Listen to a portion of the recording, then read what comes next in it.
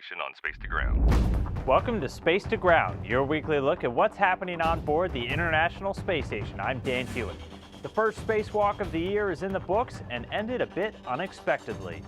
NASA's Tim Kopra and ESA's Tim Peake worked together to swap out a voltage regulator that failed last year with a spare, restoring one of the station's 8 power channels. Shortly after that, however, the call came to end the spacewalk early when a small water bubble appeared in Kopra's helmet. The crew was never in any danger and they made their way safely back inside. Scott Kelly and Mikhail Kornienko got suited up in a different way as they continued one of the key research studies for the one-year mission.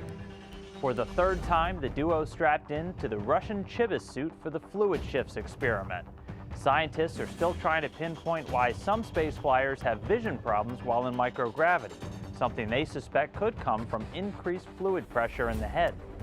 Kelly and Kornienko took ultrasounds of their eyes while wearing Chibis, which draws fluid back down to the legs, as well as doing a battery of eye exams. Results from this study could shed light on why some astronauts experience vision problems, as well as give scientists ideas for countering the effects. This week's Twitter question comes from Andrew, who wants to know if, during a spacewalk, the suit balloons out more than it does during underwater training. Well, as it turns out, the opposite is true.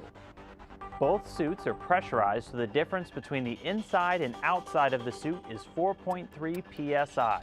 The suits in the pool actually balloon out a bit more though, since they've been used so many times and are more worn out.